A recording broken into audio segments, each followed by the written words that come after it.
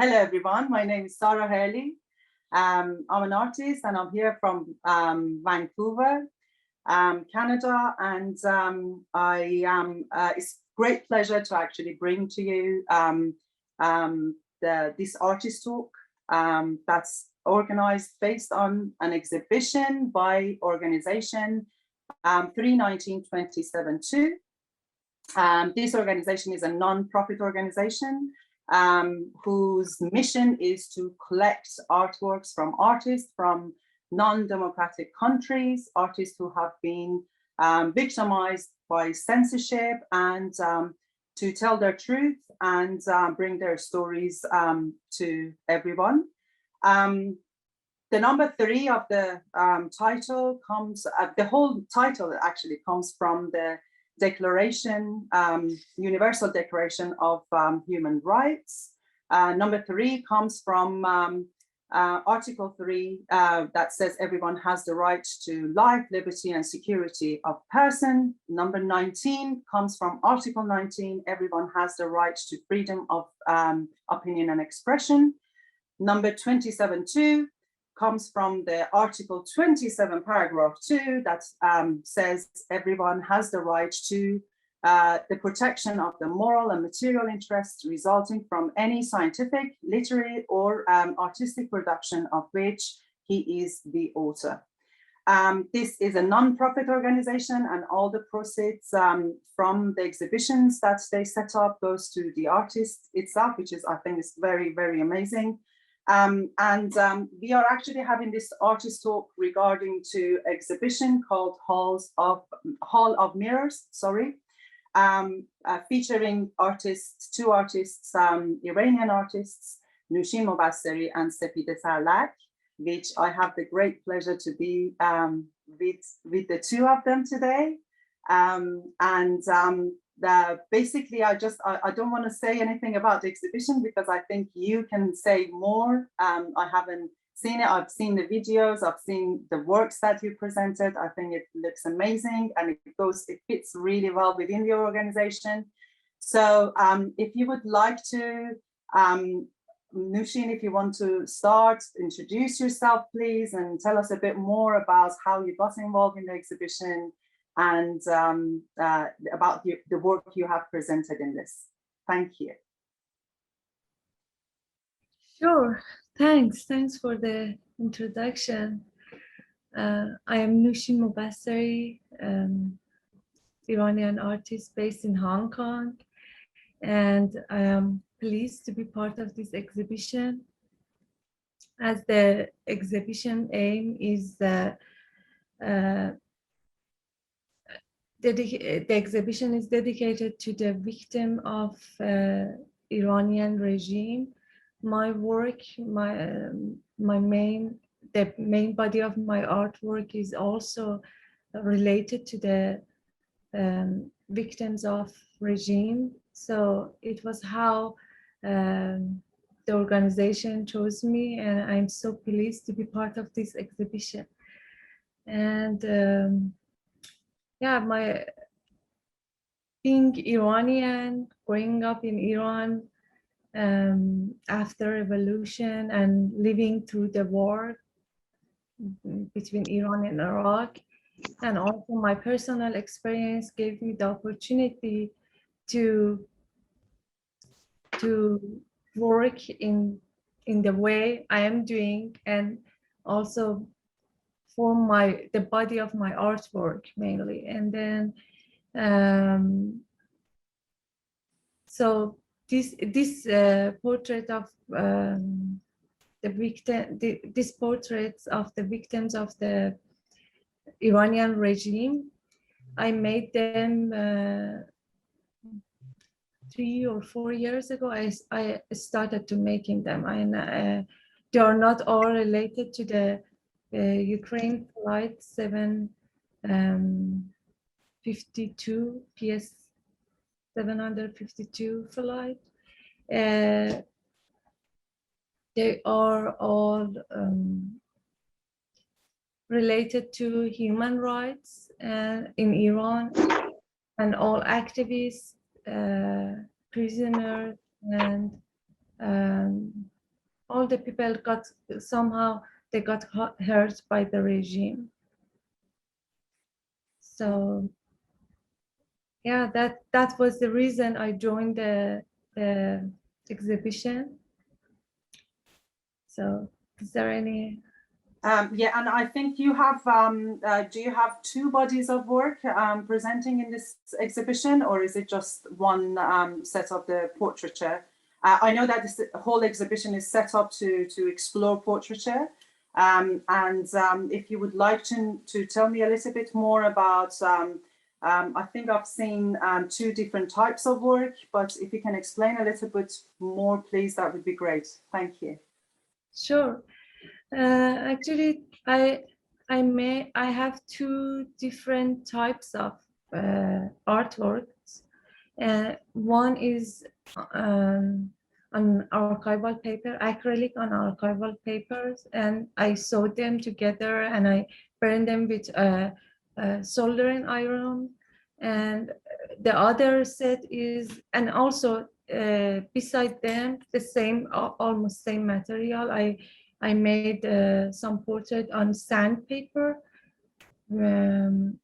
because I'm working in design technology department, and it is very accessible for me to find this material. I mean, and in my lunch time or coffee break time, I start working on those portraits. And also I used off-cut plywood, 3mm plywood, and I started this plywood. Actually, they go back maybe 4 or 5 years ago. The main purpose of using this plywood was because they were off-cut and I wanted to recycle. So I thought first just portrait. It was just very quick portraits, and they weren't. I mean, they weren't any major. I mean, they were just portraits. I made them, and then slowly I changed it to the people I know, and or the people I read about them, and then like some activists, some students in prison, and lawyers like Nasrin Sotoudeh, and then gradually turned to something bigger. And my intention was showing them, I mean, putting them together as one unit, one piece of artwork. Mm-hmm. And still I am working on this project, the same as I'm working in sewing and the other set of artwork. It still continues as it is endless unfortunate events in Iran. So I am still, unfortunately, that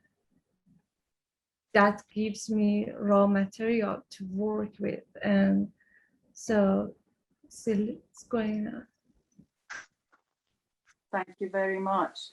Come back to you. I think we can talk more a little bit more about the process and the material and how you get there. But I just wanted to go to Sepideh. If you're with us, Sepideh, I just wanted you to tell us a little bit more about your work and about your background, and introduce yourself, and tell us a bit more about how did you get involved in this exhibition, please. Thank you. Yeah, thank you. I'm a bit difficult in the word. That's okay. So I apologize to don't be very fluent. I'm Sepideh. I grew up in Iran after the Islamic Revolution, and I have a bit difficulty to explain my state, like Nooshin. I find it a bit difficult to have a vision as I'm mostly in the middle of the happenings Yeah. of Yeah. the life as a woman and in this specific part of specific dark part of time. Yeah.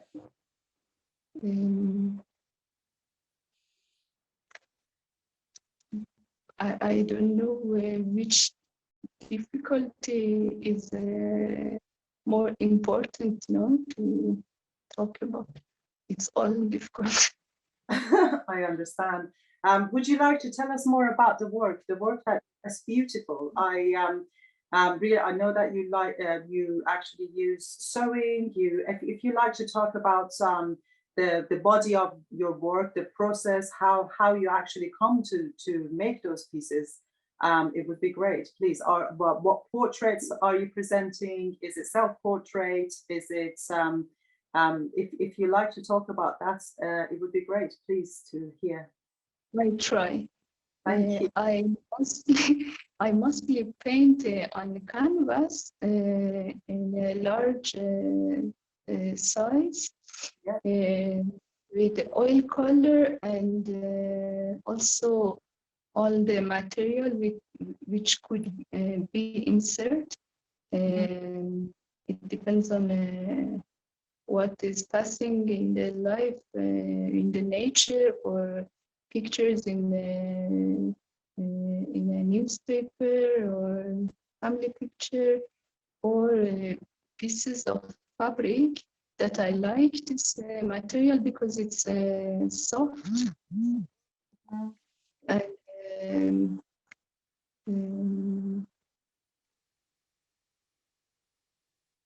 And I understand that yeah, you learned sewing and knitting from your grandmother.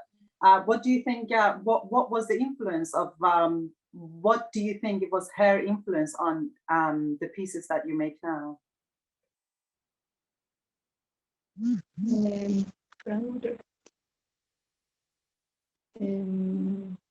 Maybe this this is a bit long to explain, but yes, I do this painting in mostly like abstract image, but at some point I was like to use my documental picture as a base of the work, like the picture that I used with screen printing, silk screen print on fabric, and it was research for myself. I do this portrait time by time. It's like different phases of life on this special time, experience of life in this planet. It's all that happen, like the together putting of my picture with the face of life, which is and there is also other key of reading it for me now, because sometimes I do the work by unconsciously, but after time pass, I can see what was passing. Yeah, discovering myself through this documentation of work. I think it's also when I see the pictures together, I see the different lives of myself. Yeah. Not myself, my essence of Yeah, like a mirror. different I think that moments that I see, or in different lives that I passed, and yeah, after all will rest trace of the road that you do, what you live, like a road, like a light, like emotion, love. Yeah. And yeah, the software will transform in That's other amazing. things. Realize that you actually use silk screen prints. So the portraits that you have, But yeah, very soft. Yeah, yeah, that's amazing. I did the print. Yeah. Yeah, and you find lots of times, like sometimes you redo, you back another time to do, when it's like a process of learning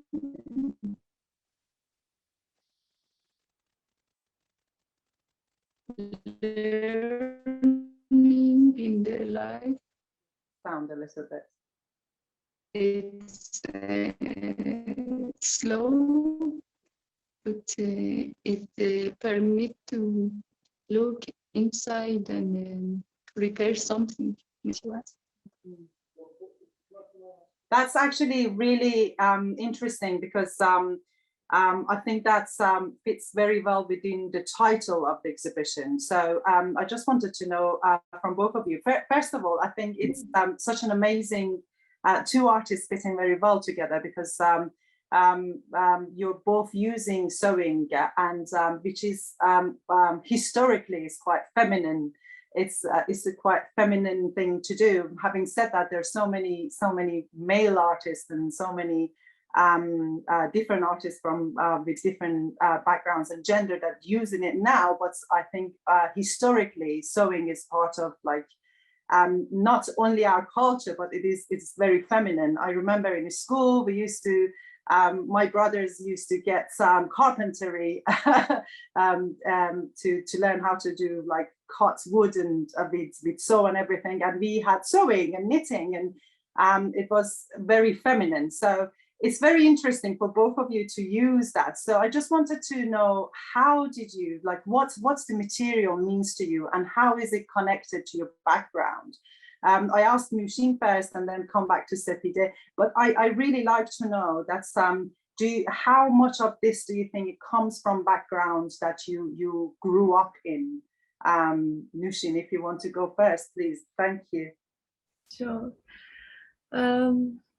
Yes, as you said, sewing is something, I mean, especially in our culture, is very feminine act, and all women like getting together. My grandmothers, my mom, they used to get together, they sew, even inventing something. And I used to make all my clothes myself. And actually, I was quite good at it when I was especially teenager and I wanted to change my clothes. I was sewing and things like that. So I had some background from knowing how to sew, of course, at the school too. But in this particular project, actually, my husband is an artist too, and he loves sewing and embroidery. And he made a piece, portrait of my daughter, and he embroidered all around it. It is like a textile. It doesn't look like a painting, like and I got influenced by him a little bit too, because it was kind of therapeutic, and you could focus and you could relate to work, and I think, but the way I use it is a little bit different from the way he used or others. For me, is more about expressing your feeling through that, but it is tragic feeling. And the way I made it, I wanted to use the sewing effects like being as rough as the brushes, the lines I make. I wanted to show what happened to them by sewing them, and also sewing them together like same destiny. They're gonna they are all facing the same thing, and but originally it starts from being as a woman, and also as a I mean, yes, sewing is very like feminine act. They always do sewing and they like it, but at the moment I wanted to with each, if I had time I would sew by hand, but I didn't have that time. But it would be more meaningful if I did it by hand. But I wanted to record, like each needle going through the paper. I wanted to record, and that pain, that emotion, that expression of going through this process. Mm-hmm. I must admit that watching the video, the process of you making that work is just mesmerizing. It's beautiful video, and I think the process is as amazing as the pieces that you've got in the end. Thank you, Nooshin. Sepideh, would you like to just like tell us a bit? I think if you want to keep your video off, because your sound, when you put your video, sometimes it freezes as well. You can keep your video off. We might hear you better. It's up to you. But if you want to tell us a little bit more about the process, why sewing, and what do you think? How is that related to the background you come from? Please, thank you. I like sewing and this practice because it's mainly meditative, and it enlarges the space and time when I have to extend lots of time to do something, so I can how to say better, improvise a bit. It's unconscious that it's my master, and I like the contrast that it creates with the other cruel side that I see, that I have in the memory and present also. That's amazing. So it is a lot of unconscious thoughts is involved in your creativity, Sepideh, as I understand it, and I think that's amazing. Because it's one of the reasons one of the ways to have that transformational creativity going, which is, I think, is great to see.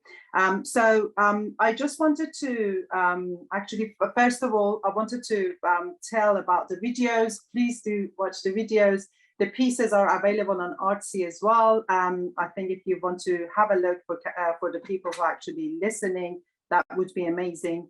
So Nooshin, I just wanted to actually ask you, what does it mean for you to be an artist? I know that you spoke about, you have been, you basically left Iran 10 years ago. And I just wanted to see, what would you tell yourself that is basically 10 years ago, still in Iran?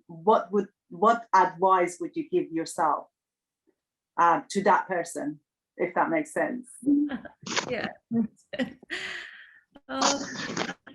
I would.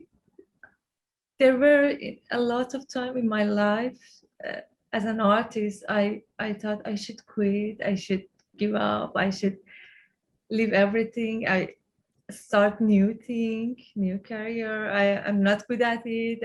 I'm not gonna get anywhere. And for me, it's very important to I mean, receive feedback and oh. It's gonna come and be So it's okay. It's okay. But listen, for me, it was very, very. I mean,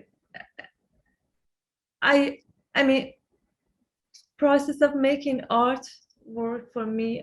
Like most of the artists, they are very involving emotionally, and sometimes your life gets very involved in it.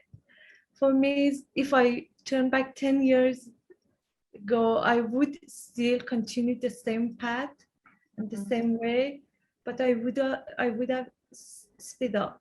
I wouldn't stop the moment I stopped.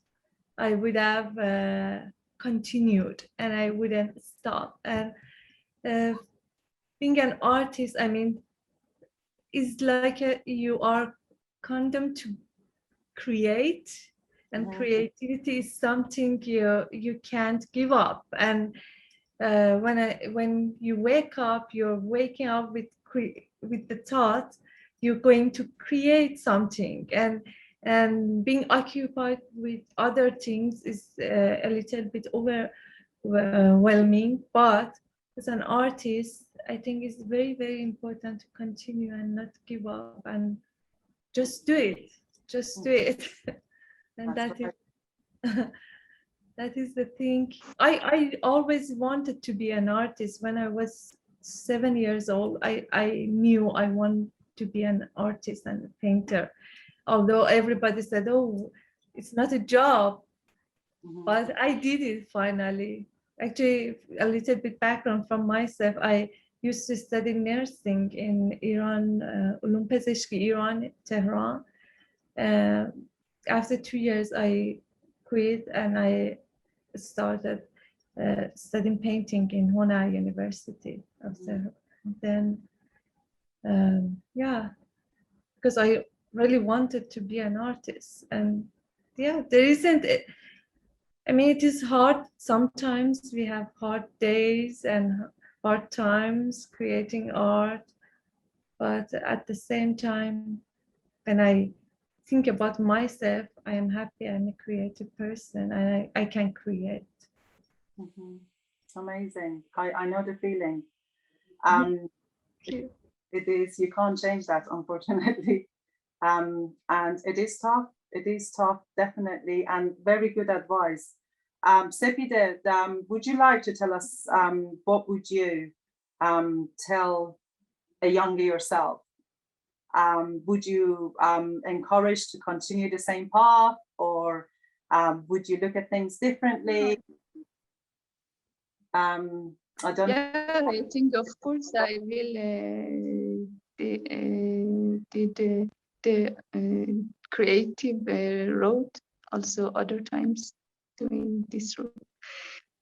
And if I suggest something to myself, yeah, maybe today I can suggest a younger myself to maybe was nicer if I was looking more to the sky and the sun, and tap the ears.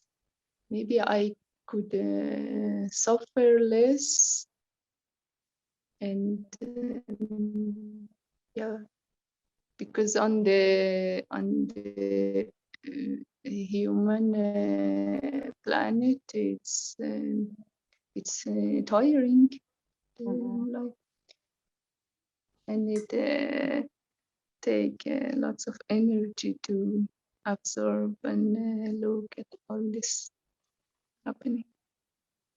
That's definitely right. And I think the whole pandemic and the situation that we are actually facing as a global community, it's taught us one thing: to just really, we need to slow down and observe a little bit of our surrounding more, and maybe we care more about it. And I think that's amazing points, Sepideh, to actually that you have raised. And I see again that subconscious thought and unconscious thought. This is where it's coming. where your creativity is coming from, the source of inspiration coming from. So I just wanted to, I know that there is a couple of questions coming up. I'm waiting for those to come up, but I just wanted to ask one last question from my own perspective, and that would be if you like to actually tell me, what would you find? I know that you talked about the difficulty of being an artist and have it as a career, and I think that that's a global problem. It's not something. The funding is difficult. It's and that's why organization like the 319-27-2 is actually helping people, helping emerging artists who are losing their voice because of the societies they're living or their background. So this is where these organizations are just. We should have more of these to begin with. But I just wanted to see. I understand that there's so many times that as an artist you go down, you break, you fall, and you have to stand up again. So I just wanted to know, Nooshin, what did you find rewarding in your work, and what was the inspiration for standing up and not giving up?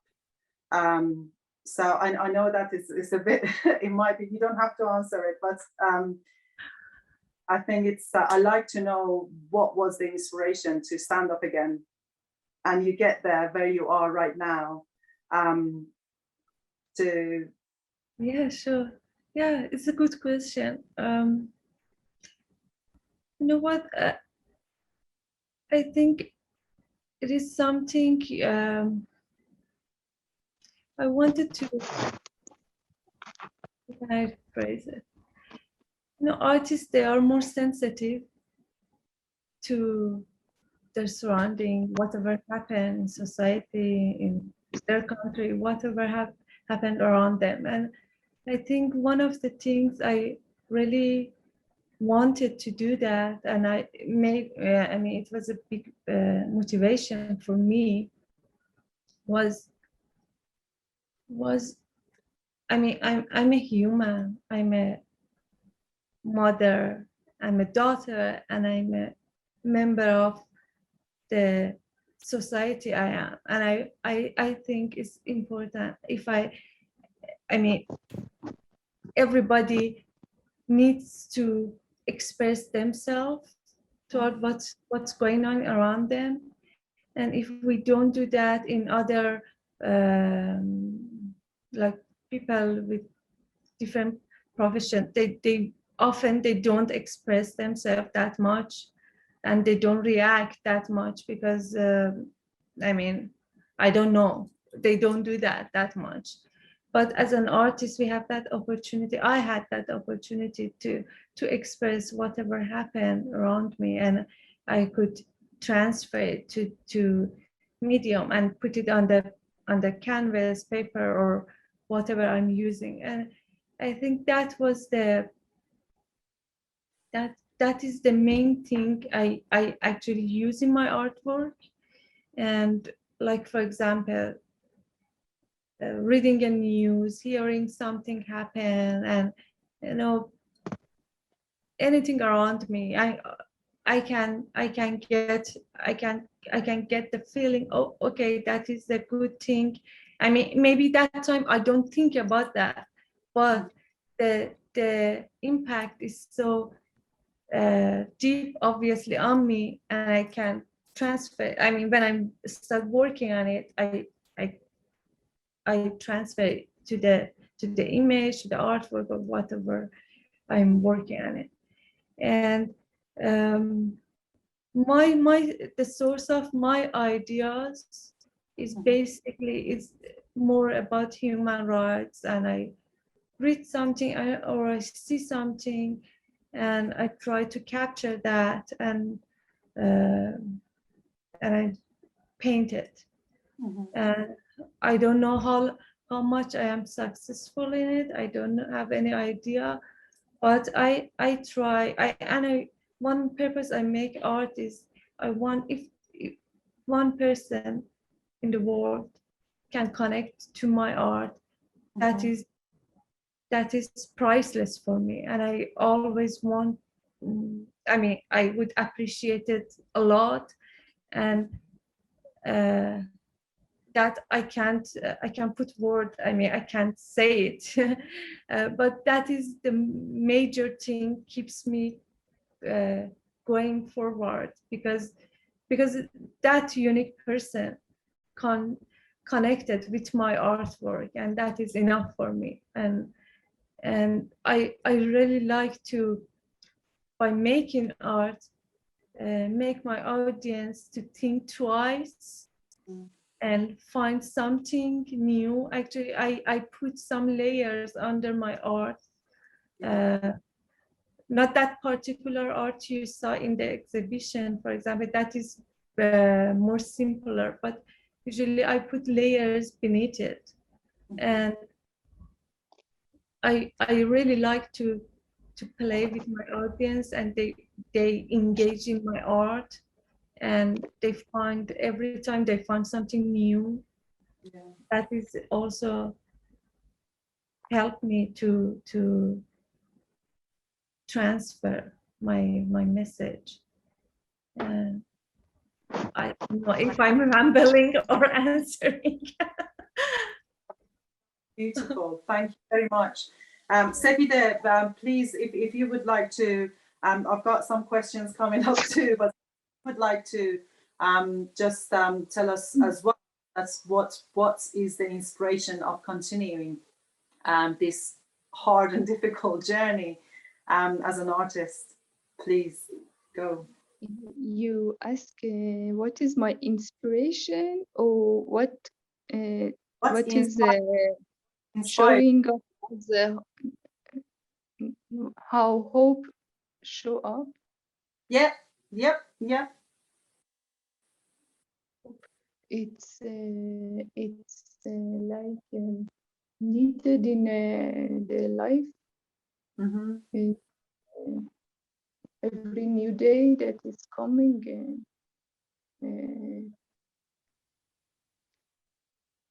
yeah, because without hope it's really hard. That's right. And no, it's just it's mostly a good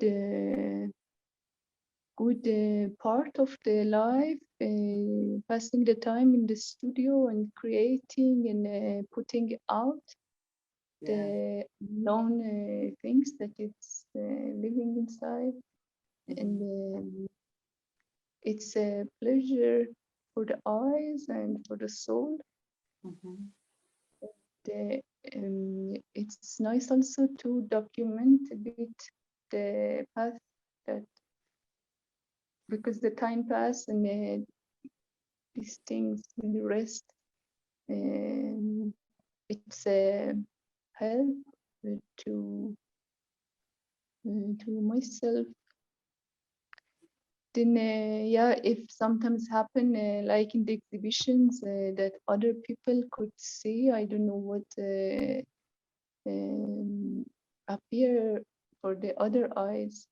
And if, yeah, I mostly prefer that it's not be a very suffer images, but then it's the life. I can't also lie.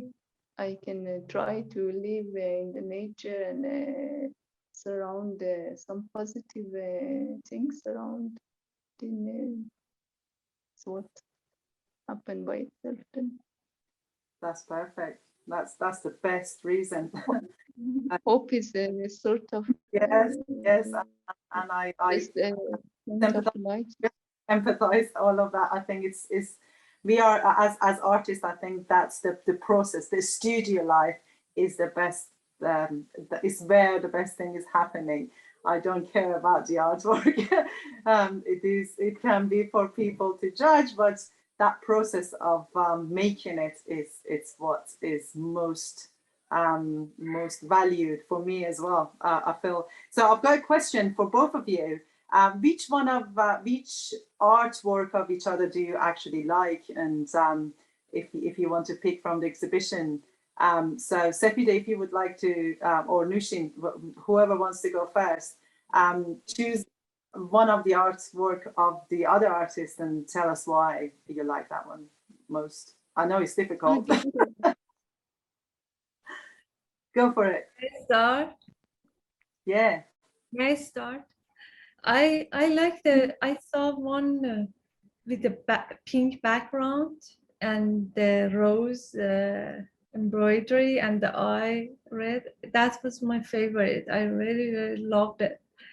It was beautiful. I don't know what is the story behind that, but I was so touched when I look at it.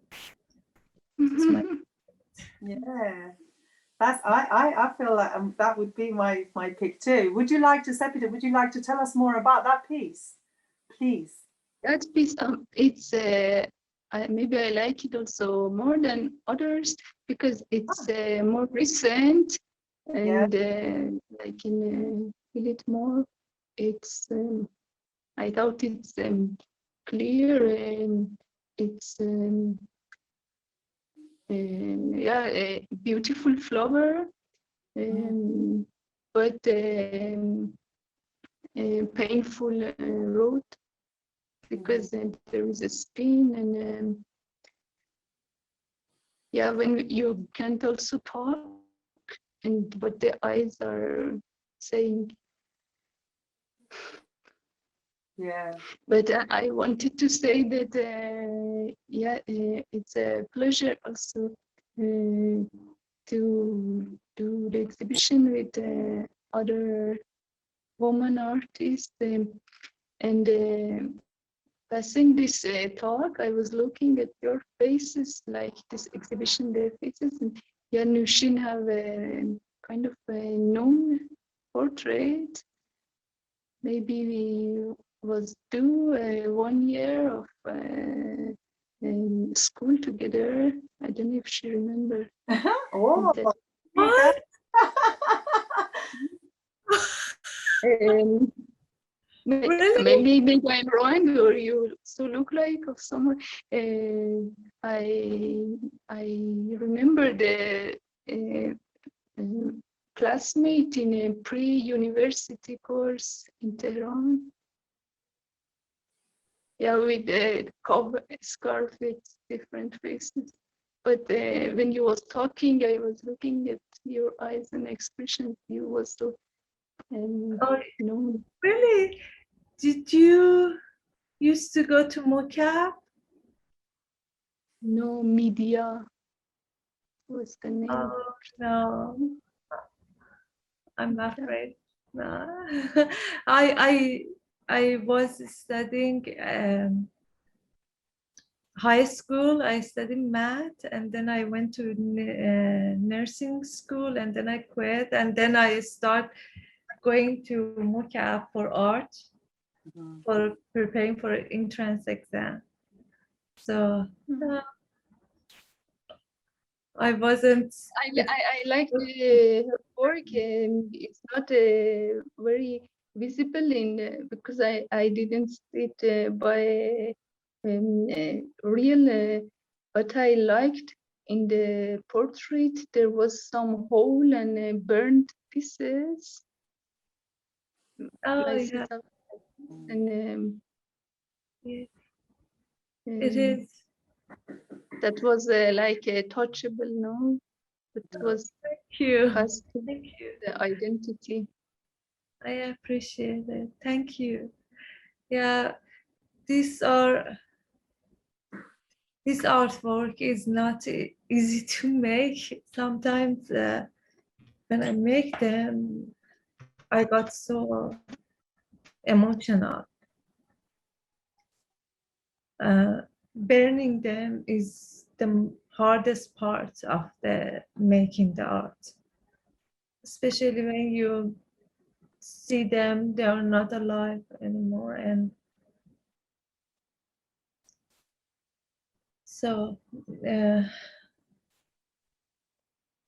I don't know. Thank you. Yeah, I think that's the in the video, if I'm not mistaken, I might actually made up that's right now, but I feel like I hear the sound of burning as you put yes, it's very effective. As I said, it's the video is as important as effective as the art piece that is the final, the finished piece, and I think it's beautiful. And of course, full of emotions. Thank you. Thank you. So there's another question for you both. That's which character or story in this project that was more personal to you? Whoever wants to answer this first, please go ahead. I just say which character or story, which narrative in this project for you is more personal? How you mean? No. In the works that you've done, which not the maybe character might not be, but which narrative in the pieces that you've presented is more personal, is more sort of is closer to your heart. I think they're all kind of, but yeah, see if you have any one that is more closer to your heart or is more personal for you in any of the pieces that you've done. I hear. You can't hear me? Can you hear me? Yeah. I try to hear. You don't have to answer. It could be all. It's all of the above. I think it could be. For as an artist, I would have just like think that's there is a characteristic of the personal life, personal background, that experience that you have on that day. It could actually enter the piece. So in a way, it could be sort of personal. But I don't know if Nooshin, if you want to say something, please go. For me, yes, sure. For me, I mean, I like all of them, but I try. One thing I wanted to add to my work is I think all of them, they have a smile in their faces, and not all of them, but most of them actually, because they are like Fruhat's family. They don't have a smile, or Feridun Farrokhzad or others, they don't have a smile. But I like the ones they are smiling at, and their eyes are full of life, because I wanted to show they weren't ready to go, and they were smiling at life, and life is too short. And these are, I mean, I connected more with those smiley faces in my series. But beside them, there is one more I really like, was the portrait, the color portrait I did, and which is very separate from others. But I started that series, I started painting the portraits of the kids in this in the flight, Ukrainian flight, and I wanted to make them colorful, because it's a life of, I mean, as a kid, as a parent, you don't think about, I have 10-year-old daughter, and I can't imagine life without her, and I wanted to make it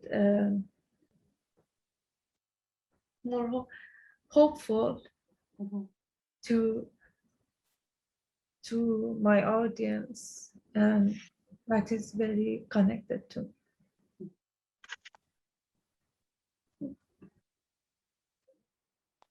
Thank you.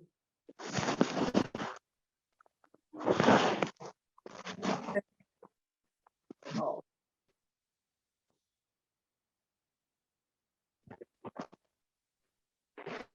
It is tough.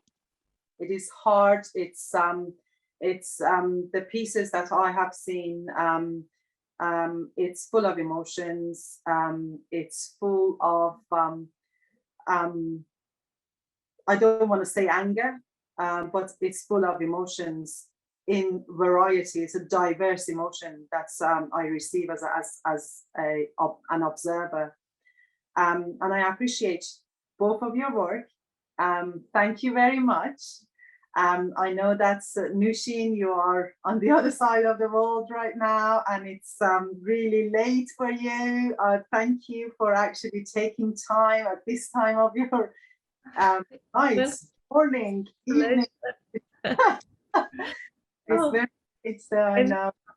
I really enjoyed the conversation. Thank you for this interview and spending time here. I know you're a very busy woman, especially you just, did you move to Canada, yes? Yeah. Still a bit jet lagged, but no, still surviving.